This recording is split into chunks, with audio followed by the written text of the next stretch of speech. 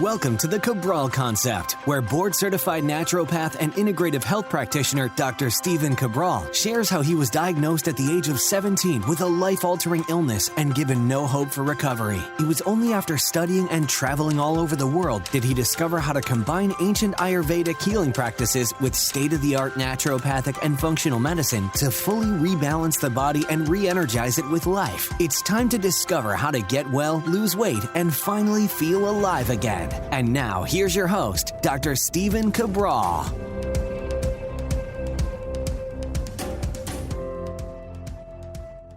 Welcome back, everyone. We're here today on our Total Wellness Tuesday episode of the week, episode 2391. I would love you to check out that page for all of today's show notes and 3 big takeaways for the day, as well as any other pertinent research links you may want to dive deeper into.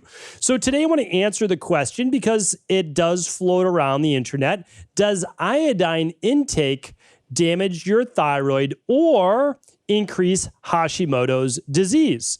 So once we use the word disease, I have to give you my disclaimer, which is I'm not here to provide you with any medical advice, medical treatment plans, medical cures, or medical advice of any type, and diagnosis. All right, so now that we said that, we can get into today's show. So here is some big takeaways. The current dogma of the day, and remember, the day continues to change, right? So diets and nutrition and supplementation and this, that, and the other thing are always changing. But remember, foundational health never changes, and we always talk about foundational health. So let's look at a few things. The first is this, that iodine is one of the, so iodine's a mineral. And so if we look at iodine deficiency is one of the major causes of low thyroid around the world. All right, so we're going to break this into 2 classes.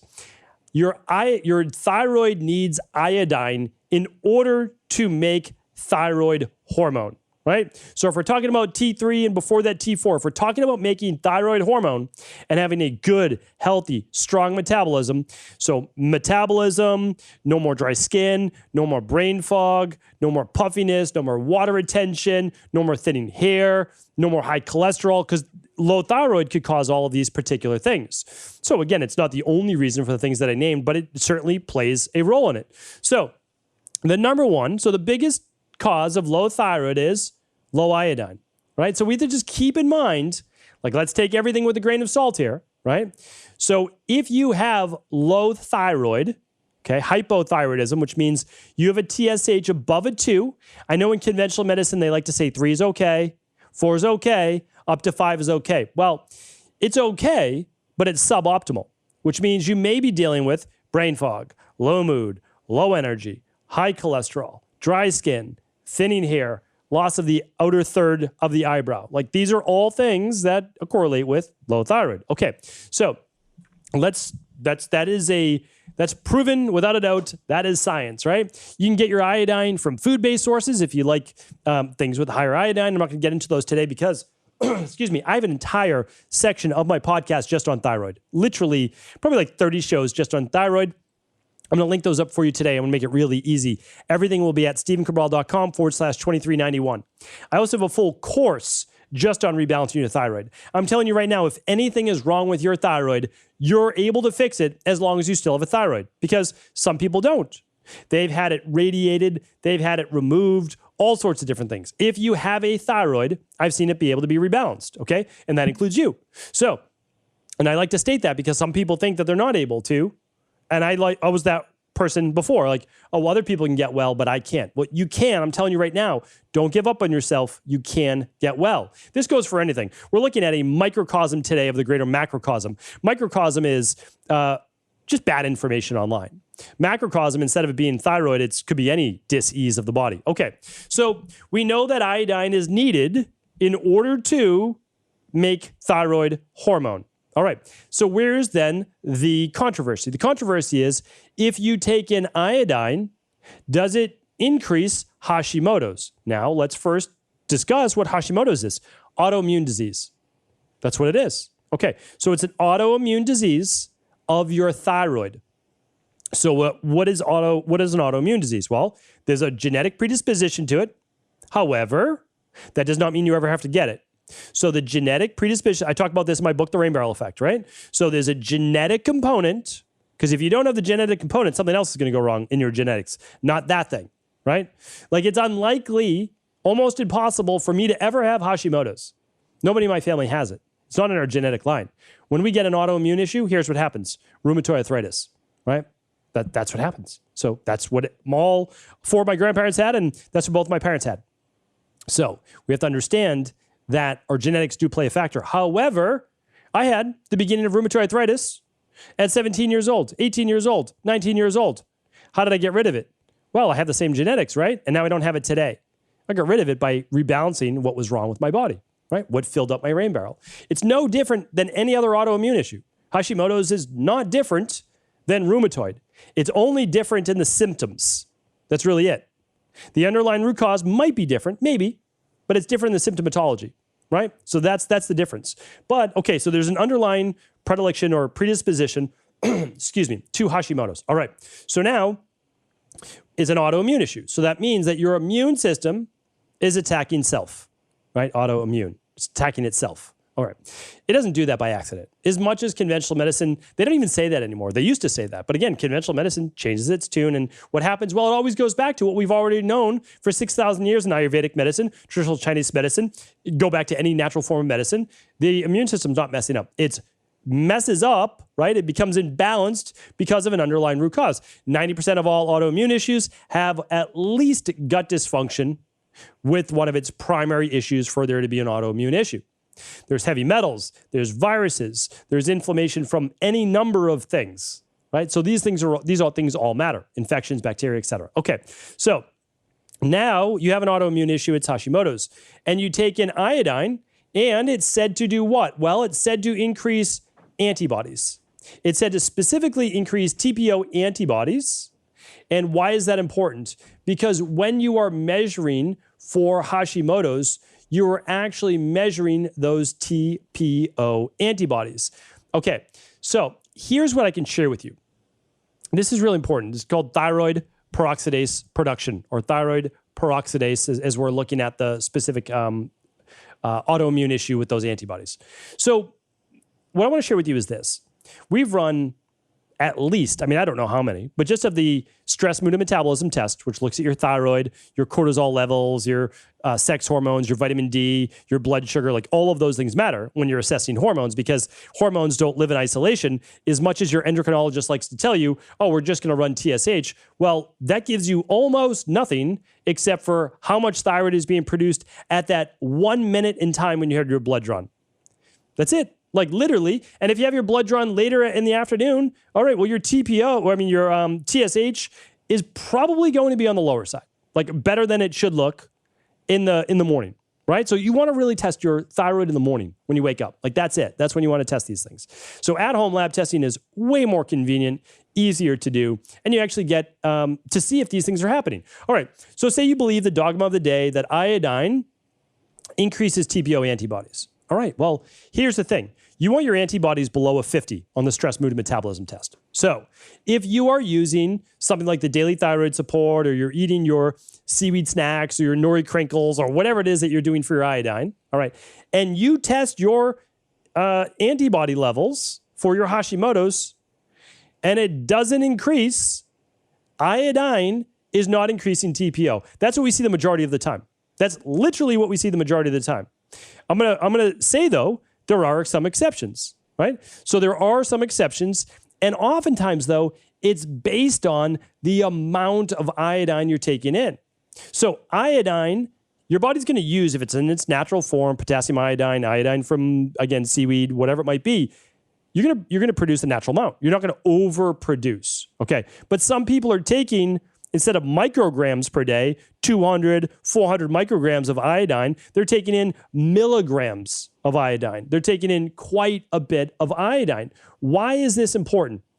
The reason why this is important is because, like anything, even vitamin D, a little is good, but a boatload is not, right? So when people take 100,000 IUs of vitamin D or 50,000 IUs of vitamin D, that's not how you would get it. That's not how you would synthesize it in nature.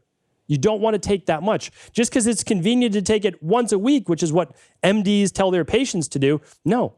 You want to take a little every day instead of a whole lot all at once so that you don't get the hypercalcification of the arteries. You don't get the calcium being pulled from the bones. But again, people lump in 2,000 to 4,000 IUs a day with 50,000 a week. No, the research does not show that the 2,000 is bad, the 4,000 is bad. They show that the 100,000, the 300,000, I did the research on this 5-6 years ago. So again, we have to understand that it's also the dosage. So anything good, it could be bad, right? We want to understand that. That's the same with coffee. It's the same with teas. It's the same with broccoli. If you eat 2 pounds of broccoli, you're probably not going to be feeling very well. Like that's going to be really hard on the digestive system.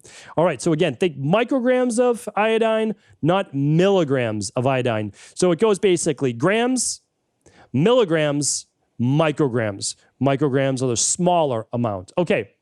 Now let me read you the research though. So here's the research. Although iodine deficiency is the major cause of hypothyroidism worldwide, so basically they're saying not enough iodine causes low thyroid. All right.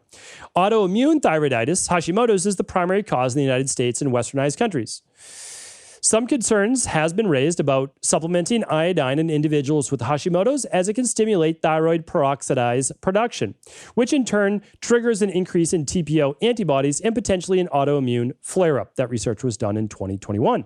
However, a 2021 review of the literature, so again, over the last year, a review of the literature suggests that the increase in TPO and TPO antibodies that may occur with the recommended iodine intake of 150, looking at micrograms, is likely transient and may not be clinically significant, especially in those with stable iodine status. So again, it just goes back and shows that most likely a whole lot was made about nothing where correlations were made without actual causation. And I want to share with you, because in natural health, we know that it's not about a silver bullet. Everybody's looking for, just take some iodine and your thyroid will be healed. No. Again, I go through this. It's all free in the podcast. And then if you want, I have an in-depth course on it as well. And you can run a stress, mood, and metabolism and get your own plan. Whatever works for you. There's free, there's study on your own, or there's kind of done for you. But it's your choice. You can work with a naturopathic doctor. You can, they have to specialize in, again, these types of things. You can work with an integrative health practitioner that specializes in this. But there are answers, and that's because iodine doesn't work in isolation. So these people with Hashimoto's, they might be taking iodine on its own, saying, hey, I need to boost my low thyroid. Makes sense. I get it. I understand why they're doing this. But you know what? They have selenium deficiency. Because selenium deficiency is almost as common, right, from a functional perspective as iodine deficiency. So here's what happens. You're taking in the iodine. You're not going to get the conversion to active, usable iodine, T3, right? So why does that matter? Because if you don't have selenium, you don't have enough zinc, you don't have enough vitamin B6 because your body's worn out, it's stressed out, it's using antioxidants to fight inflammation or whatever it might be, you can't convert it to usable thyroid. So that's why using a single bullet approach, a single solution approach such as iodine, it's not going to help. You have to look at the body as a synergy. It doesn't work with one thing. It works in synergies. And so that is why when you use iodine with selenium, with zinc, with these other cofactors, you get the best results. Now, we use daily thyroid support. We use that with daily nutritional support and other things as well. You know, omega-3s are very helpful. There's other things that are helpful. That's what we do.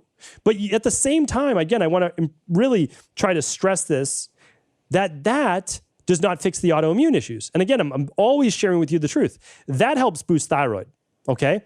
However, that does not help with the autoimmune issue. The autoimmune issue, you need to figure out what the underlying root cause is. Test for your heavy metals. Test for your gut dysfunction. Look at your high levels of omega-6s. Look at all these issues that might be causing your autoimmune imbalance.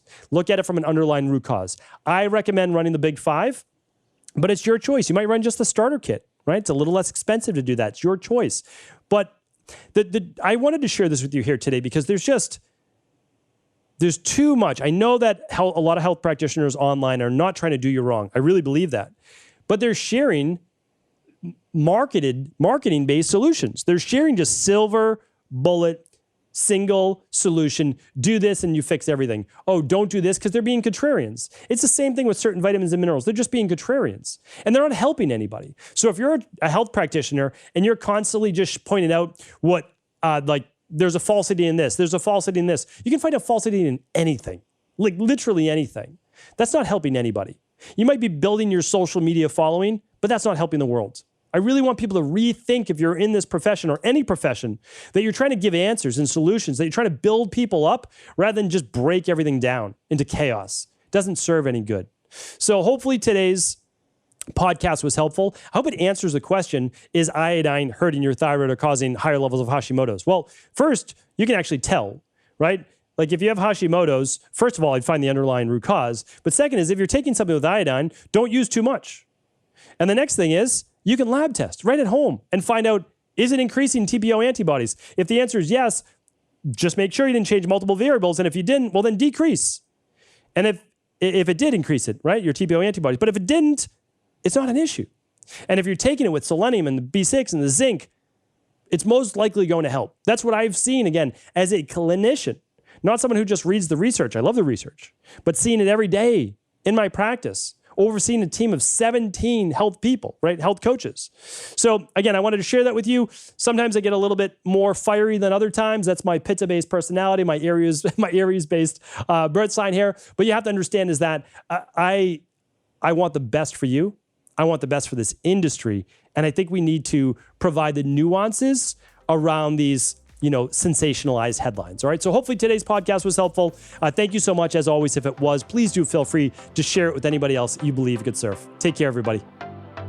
Are you ready to heal yourself and then go on to heal others? If so, the Integrative Health Practitioner Institute can help you discover proven functional medicine protocols that blend the best of 7 different healing disciplines from around the world. I personally share with you the exact handouts and protocols I use in my private practice that enable people to get well, lose the weight, and live longer, stronger. I want to pass this information on to the next generation of health coaches, and that is exactly why I created IHP. We are the future of the health coaching industry, and the skills and knowledge you will learn will make you an in-demand certified health coach anywhere in the world. Although we have many medical professionals taking the IHP certifications, no experience is necessary, and half our members have no previous health certifications. At the Integrative Health Practitioner Institute, our motto is a health coach in every home. Our goal is that you take this knowledge and then share it with family, friends, loved ones, your community, or in a practice where you create a career you love and can be proud of. The global IHP community is filled with some of the most kind and caring people in the world, and we can't wait to welcome you into our world soon. For more information or to set up a discovery call with one of our IHP Health Coach graduates, simply head over to integrativehealthpractitioner.org.